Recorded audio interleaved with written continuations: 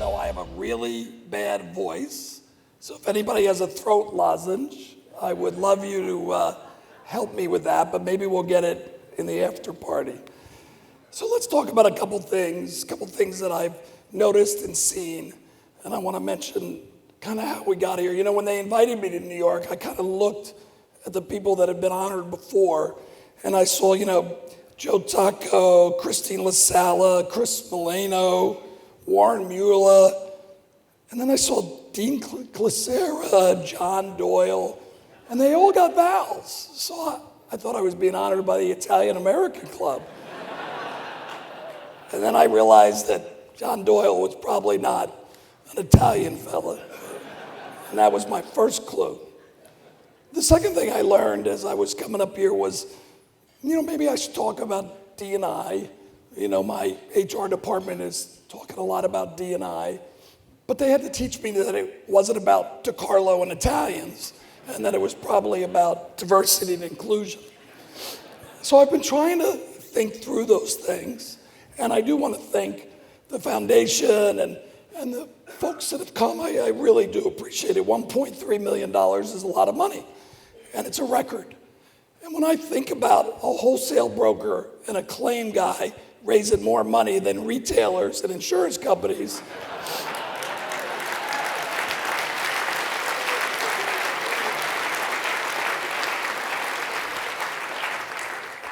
that's sad. I mean, it really is sad when you think about it. So I've been around the industry a long time, have a lot of respect for it, and I want to tell you a couple stories about young people and our young speakers today. One of the things I noticed was they were introducing their parents, and I was excited to say, how helpful my wife and family has been.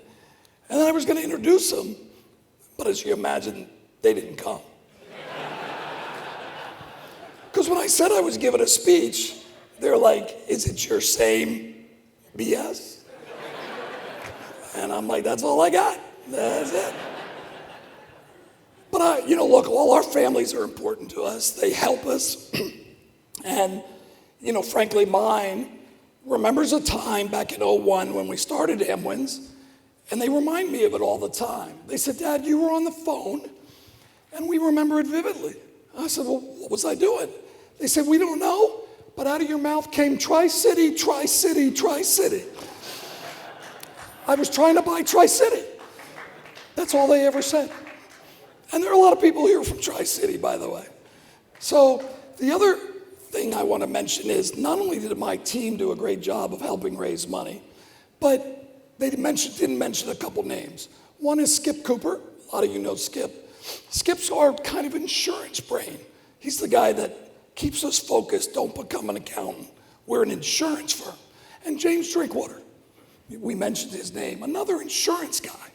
Now, how do I know they're insurance guys? They're not here tonight. James is on vacation, and Skip's playing golf. Those are my insurance guys.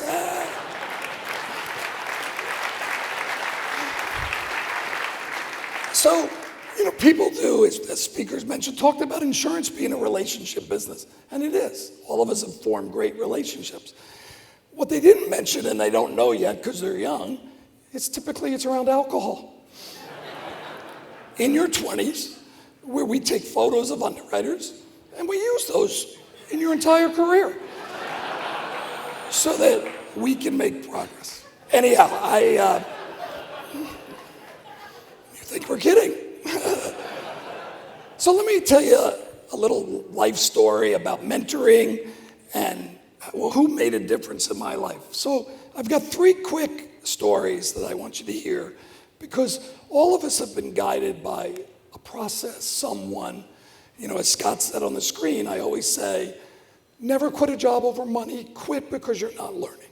Quit because your boss doesn't take the time to teach you an industry. So I'll tell you these 3 quick stories. So when I was younger, my guidance counselor, my guidance director, said to me, I think you should learn to play golf. I was like, no. I'm going to be a starting quarterback in the pros. And he said, no, I'm thinking golf scholarship. I was like, okay. And then they kept emphasizing education. I was like, I get it. Education matters. I should probably go to a good school. And then he said to me, accounting is the way for you. That's what you gotta be. You gotta be an accountant. So I was like, okay, golf, education, accounting.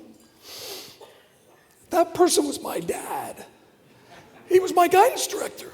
And so what did he tell me? You're gonna suck at football. You're gonna go to a really bad college. Now, I don't think Princeton's a terrible school, but since it's really called East Tennessee State, that's a perspective. But I learned kind of how to think, right? When I was caddying for people, what did I learn? I learned how people would treat me, how relationships mattered, and I learned if I wasn't treated well, I might take some things out of their bag.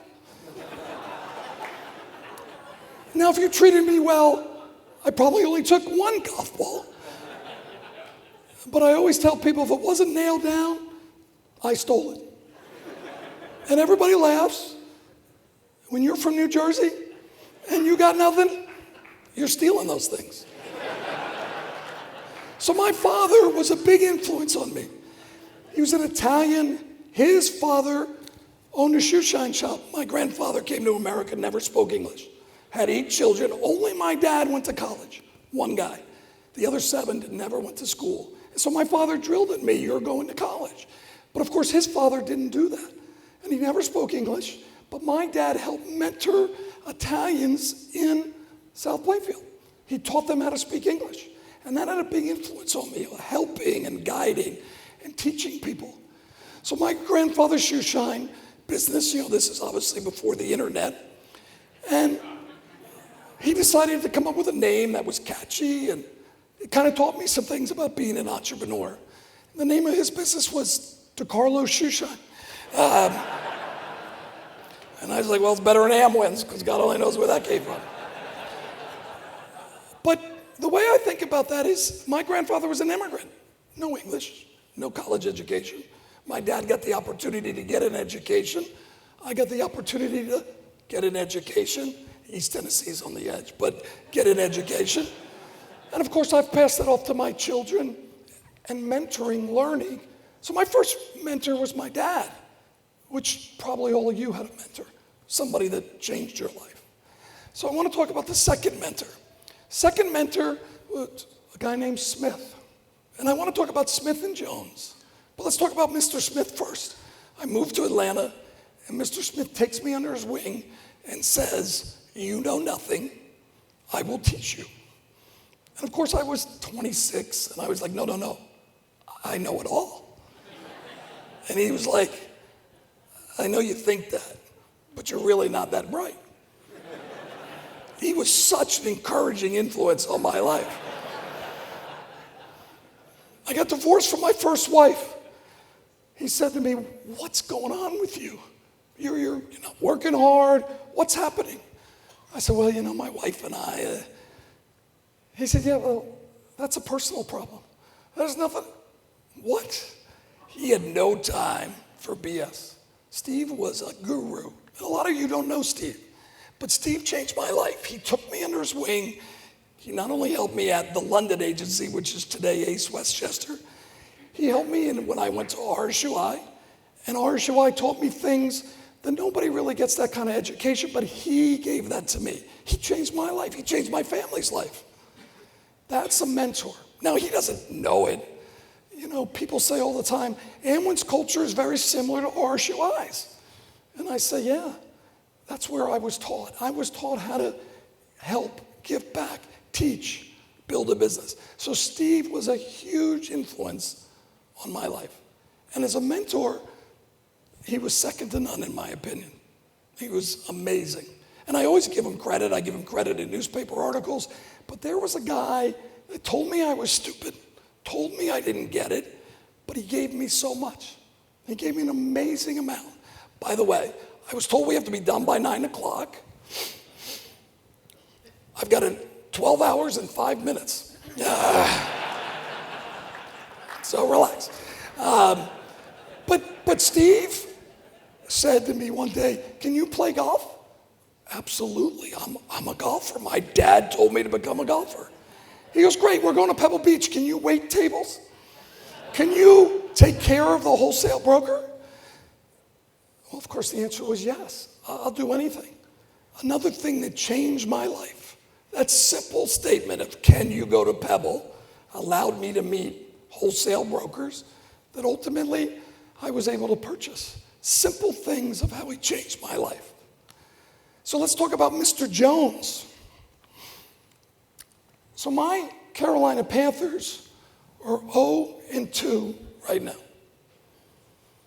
But your New York football teams are 0-4 right now. And you've got a young man named Daniel Jones. Daniel, he's not that good yet. Easy. Daniel Jones is from Charlotte, North Carolina. Daniel Jones went to my family's high school. He's a graduate of Charlotte Latin in Charlotte, North Carolina. And he's a fine young man. And he's going to be great. But here's what I learned in the last 4 days. Mr. Manning is going to stand on the sidelines and make $17 million a year. And he's going to hold a clipboard as the young man does all the work. And it got me thinking, isn't that what insurance executives do?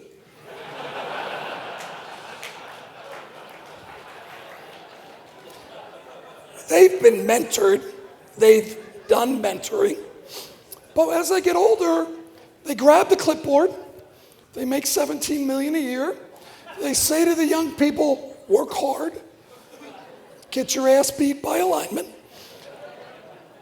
and they don't leave. So part of our role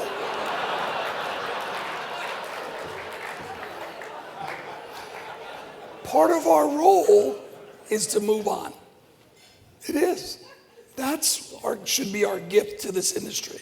Now, we've learned in this industry, and I can name all the names, that people don't move on.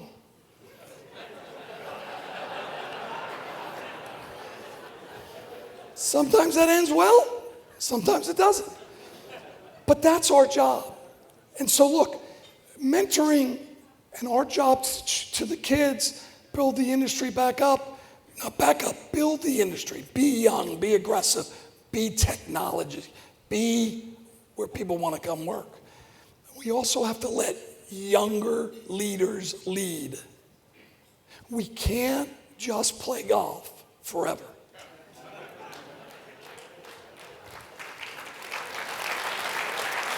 Now, I don't want to appear preachy, but I do see the world that way. I do see, Scott came to work for me as my first employee, 18 years of my BS. He deserves to run something. But it's my job to be okay leaving. And I think that's the challenge the firm has, not only to mentor, but to lead. One of the persons honored in this event was a guy named Steve McGill. You probably have never heard of him. He used to run Aon. And he's been in the Insider every 30 seconds for the last month. But he's back.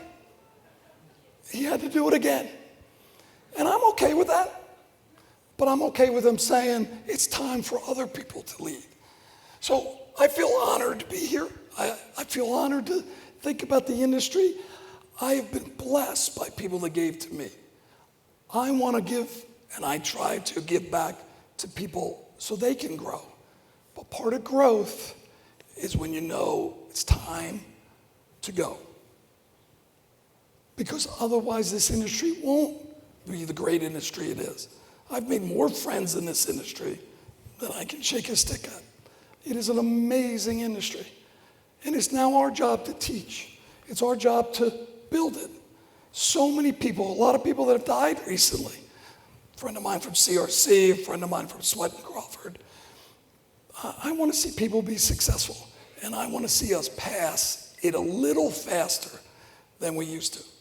And part of this process is to bring those young people in so that we can do great things together early, but we can do great things later as well. So again, I'm very honored. I appreciate you putting up with my little speech. I've enjoyed it. You guys have done an amazing job. It really, for an Italian-American club, it is fabulous.